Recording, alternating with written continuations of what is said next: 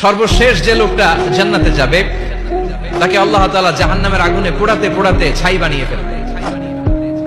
আল্লাহ বলবেন, জিব্রাইল যাও একটু দেখো, একটা মাত্র সেজদা দিয়েছে আমাকে, এরকম কাউরে পাওয়া যায় কিনা, বাতি জ্বালান দিয়ে দেখো পাওয়া যায় কিনা।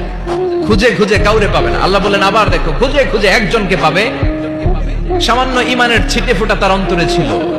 আল্লাহ বলবেন যেহেতু ছিটে ফোঁটা আছে, অনেক মায়ের খাইছে, ওকে বের করে জাহান্নাম থেকে বের করে একটা নির্ধারিত দূরত্বে রেখে দাও, রেখে দেওয়া হবে। কিন্তু জাহান্নামের আগুনের লেলিহান শিখাতে তার গা ঝলসে যাবে। সে আল্লাহর ডেকে বলবে, মাবুদ তোমার কাছে আমি কিছু চাই না, জাহান্নাম থেকে তুমি আমাকে বের করেছো, জীবন নদীর পানি তুমি আমার গায়ের মধ্যে ঢেলে দিয়েছো, আমি আবার সজীবতা ফিরে পেয়েছি। আমি তোমার কাছে জান্নাত চাই না, শুধু নিরাপদ একটা দূরত্বে আমাকে রেখে আসো, যাতে জাহান্নামের আগুন আমারে কষ্ট দিতে না পারে। আল্লাহ আমি কিন্তু তোমার কাছে জান্নাত চাই না। কি চাই না?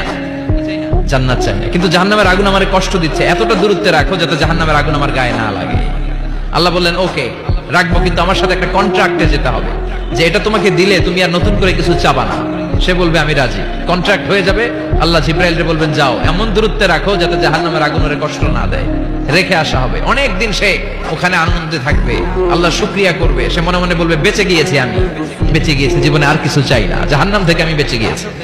অনেকদিন থাকার পরে মনে মনে ভাববে বাইসে তো গেছি, কিন্তু নতুন করে একটু ট্রাই করে দেখি, জাহান্নামের সৌন্দর্যের দৃশ্য একটু চোখ দিয়ে অবলোকন করা যায় কিনা। সে আল্লাহর ডেকে বলবে, আল্লাহ ইনদি সুআল, আমার একটা ফরিয়াদ আছে। কি ফরিয়াদ?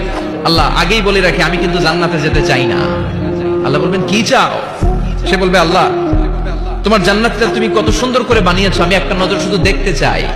জান্নাতের দরজার সামনে নিয়ে যদি আমারে বসিয়ে রাখো, দ্যাটস ইনাফ, আর কিছু চাই না, শুধু জান্নাতের দরজার সামনে। আল্লাহ বললেন তুই না ওয়াদা করেছিস, তুই না চুক্তি করেছিস। সে বলবে, আল্লাহ আমারে হতভাগা বানাইয়া তোমার কি লাভ? সুবহানাল্লাহ পড়েন, আমারে তুমি হতভাগা বানিও না। আল্লাহ বলে ঠিক আছে, আবার সিগনেচার কর যে জান্নাতের দরজার সামনে বসিয়ে দিলে আর কিছু চাবি না। সে সিগনেচার করে বলে আমি চাবো না। আল্লাহ বললেন জিব্রাইল বেচারারে ধরে জান্নাতের গেটের সামনে বসায় দে।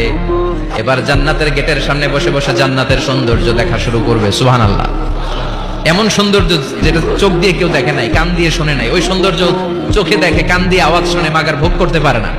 অন্তরে জ্বালা আছে না নাই? এয়ার কন্ডিশনের রুমে ঢুকতে না পারলেও, এয়ার কন্ডিশনের রুমের দরজার বাইরে দাঁড়ালো, এয়ার কন্ডিশনের রুমের একটা ঠান্ডা বাতাস গায়ে লাগে না? কথা বলেন। তো ও যখন জান্নাতের দরজার সামনে দাঁড়াবে, ওর গায়েও এরকম জান্নাতের ঠান্ডা বাতাসের হিমেল ছোঁয়া গাটাকে শীতল করে দিবে। ওই শীতল হয়ে যাওয়ার পরে আর তো সহ্য হবে না, আবার আল্লাহরে ডাকবে, মনে মনে ভাববে আর একটু ট্রাই করি না, দোষ কি, আস্তে আস্তে অনেক দূর তো আগাইছি। সুবহানাল্লাহ কইবেন না? এবার আল্লাহরে বলবে, আল্লাহ ইনদি সুআল, আল্লাহ তুমি যদি কোনো বিষয়ে নতুন করে ডিসিশন নাও, তোমারে জিজ্ঞেস করার মতো কি কেউ আছে? আল্লাহ বলেন না, আমি তো সব রাজার বড় রাজা, মহারাজা, আমার উপরে তো কারো কথা চলে না। ওই হতভাগা লোকটা বলবে, আল্লাহ এত সুন্দর জান্নাত তুমি বানালা, চোখ দিয়ে সৌন্দর্য দেখি, কান দিয়ে আওয়াজগুলো শুনি, হুর আর গেলমান হেঁটে বেড়ায়, এত সুন্দর জান্নাত চোখ দিয়ে দেখি, ঢুকতে পারি না, আমারে কষ্ট দিয়ে তোমার কি লাভ? ও আল্লাহ আমারে তুমি মাফ করে দাও, জান্নাতের চিপার মধ্যে এক কর্নারে তুমি একটু আমারে জায়গা করে দাও। আল্লাহ বলবেন, ওয়াই হাক ইবনা আদম, তোর ধ্বংস হোক হে আদম জাত, মা আগদারাকা, তোর চেয়ে বড় গাদ্দার আমি আমার সৃষ্টিকুলে কাউরে দেখি নাই, কারণ তুই আমার সাথে চুক্তি করিস আর চুক্তি ভঙ্গ করিস। আল্লাহর রহমতের দরিয়ায় তখন জোশ খেলে যাবে, ওর আকুতি মিনতি চাহনি আল্লাহর রহমতের দরিয়ার মধ্যে জোশ লাগিয়ে দিবে। আল্লাহর দয়া হয়ে যাবে, মায়া হয়ে যাবে। আল্লাহ বলবেন ঠিক আছে জান্নাতে যা। লোকটা এবার এক দৌড়ে জান্নাতের ভিতরে ঢুকে যাবে। লোকটার দৌড় দেখে আবার লোকটারে আল্লাহ ডেকে বলবে, একটু দাঁড়া, একটু দাঁড়া, জান্নাত তো দিছি, তো দৌড় দিলি কেন? সুবহানাল্লাহ কইবেন না?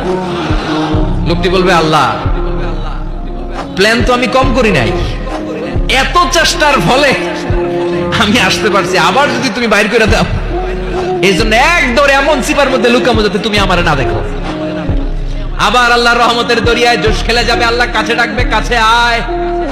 ও গোলাম, তোর কি মনে চায় আমারে বল, আজকে তুই চাইতে থাক, আমি দিতে দিতে তোর মনের সব আশা পূরণ করে দেব।